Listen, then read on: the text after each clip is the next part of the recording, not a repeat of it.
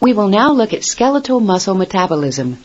The energy necessary for muscle contraction is provided by ATP. Because the muscle stores a limited amount of ATP, mechanisms must be in place to synthesize new ATP quickly to enable continued muscle activity. Your goals for learning are to understand the cellular processes for synthesis of ATP, to compare and contrast aerobic and anaerobic processes in the muscle cell, to examine the differences in ATP synthesis among different types of muscle cells. Here's what you need to know. The events of a single cross-bridge cycle, definitions of hydrolysis and dehydration synthesis, the role of enzymes in cellular processes. In muscle cells, the energy molecule adenosine triphosphate, ATP, plays an important role in 1. Energizing the power stroke of the myosin cross-bridge. 2. Disconnecting the myosin head from the binding site on actin at the conclusion of a power stroke. And 3. Energizing the calcium ion pump, which actively transports calcium ions back into the sarcoplasmic reticulum. ATP is composed of the adenine nucleotide with 2 additional phosphate groups attached by high-energy phosphate bonds. The potential or stored energy in ATP is released when the terminal high-energy bond is broken by a hydrolytic enzyme. The end products of the hydrolysis of ATP are ADP, adenosine diphosphate, inorganic phosphate, and energy. Click the button to see hydrolysis.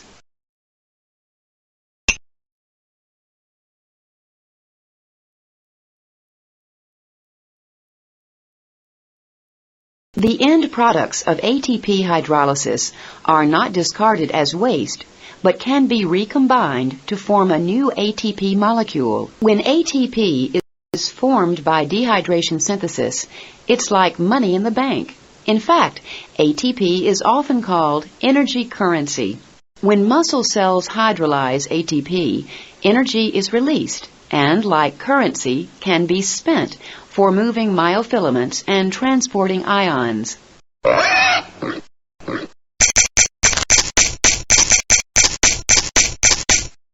Just like our piggy banks, ATP currency is limited.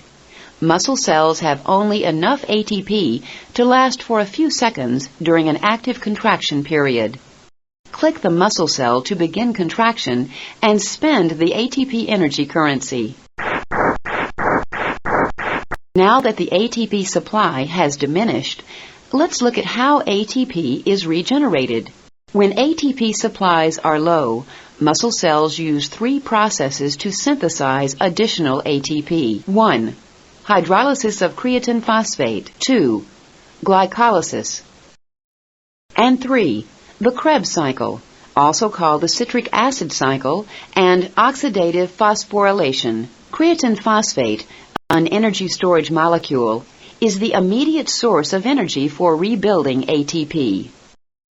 Substrate phosphorylation is a hydrolytic process that transfers energy and a phosphate group from creatine phosphate to ADP, forming ATP. The amount of creatine phosphate is limited and is rapidly depleted in active muscle cells. While the muscle cells are using up creatine phosphate, they must turn to another source of energy, glucose. Glucose is a major source of energy for synthesizing ATP.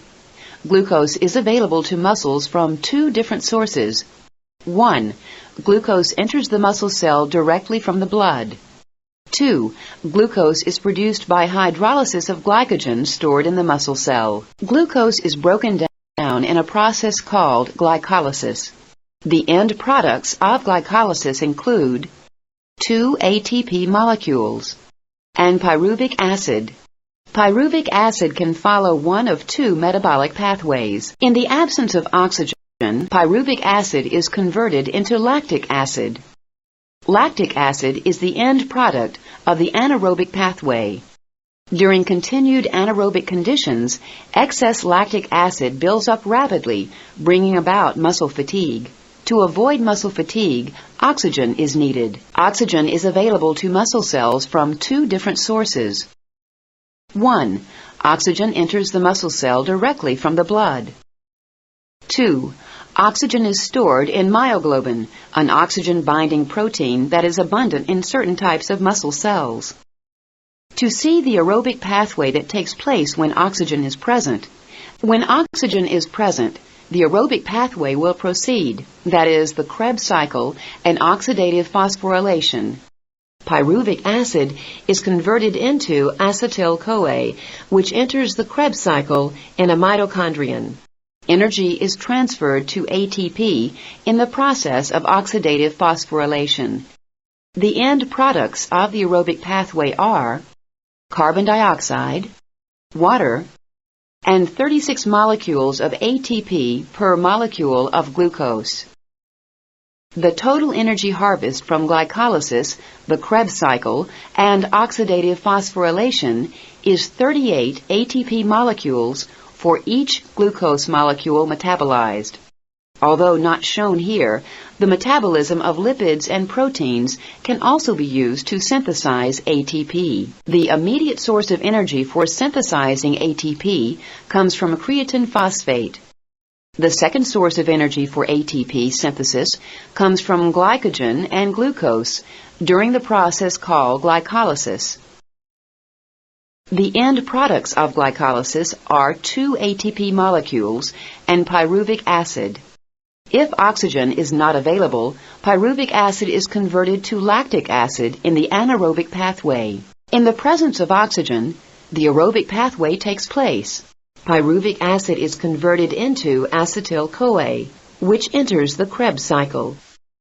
In oxidative phosphorylation, energy is transferred to ATP. The aerobic pathway yields the greatest amount of ATP, 36 molecules of ATP per molecule of glucose.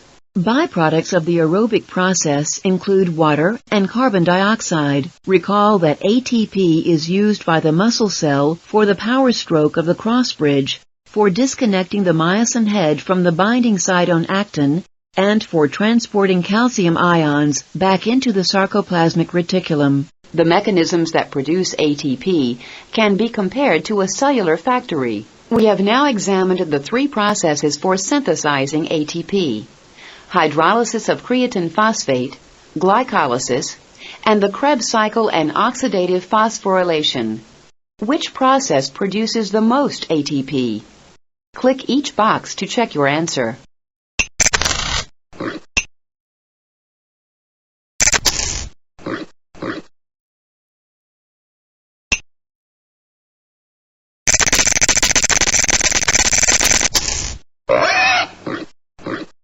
After the exercise period is concluded, the muscle restores the depleted energy reserves used earlier in the exercise.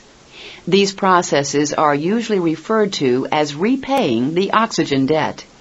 1. Lactic acid present in the cytosol is converted back into pyruvic acid, which is converted to acetyl-CoA that enters the Krebs cycle.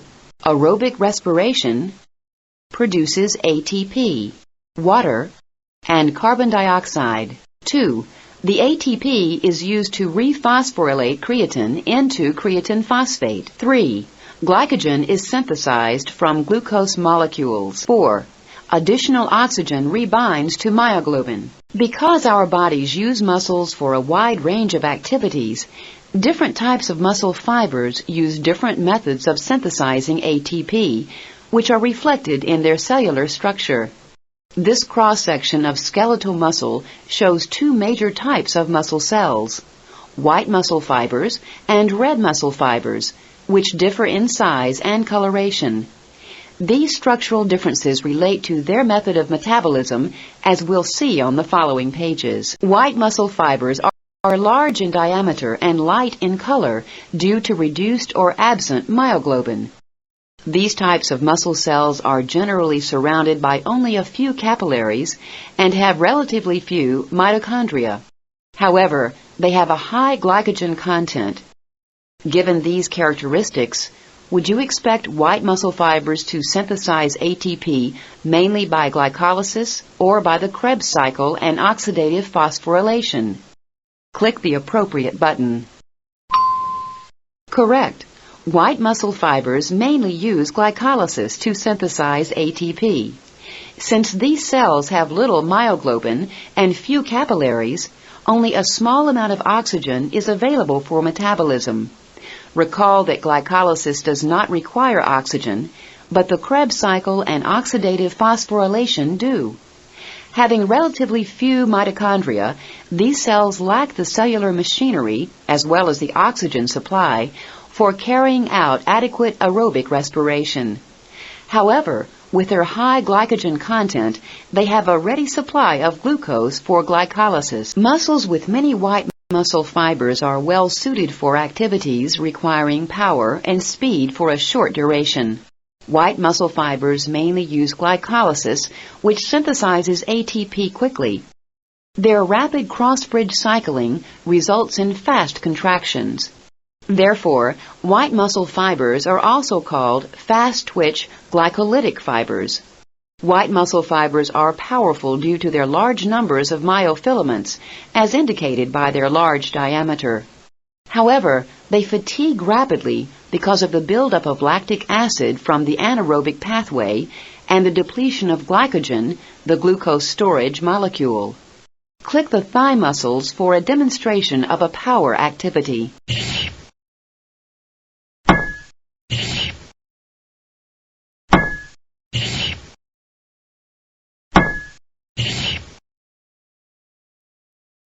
Red muscle fibers are about half the diameter of white muscle fibers.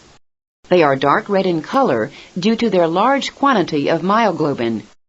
Red muscle fibers are surrounded by many capillaries and contain numerous mitochondria. However, they have a low glycogen content. Given these characteristics, would you expect red muscle fibers to synthesize ATP mainly by glycolysis or the Krebs cycle and oxidative phosphorylation? Click the appropriate button. Correct. To synthesize, muscles with a high number of red muscle fibers are especially suited for activities requiring endurance and continuous contraction. Red muscle fibers mainly use the Krebs cycle and oxidative phosphorylation for synthesizing ATP.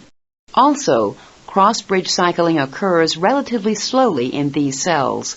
Therefore, they are also called slow-twitch oxidative fibers. Red muscle fibers are fatigue-resistant and have high endurance, allowing them to contract for prolonged periods.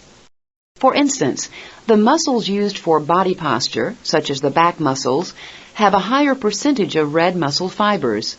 Click the back muscles for a demonstration of an endurance activity.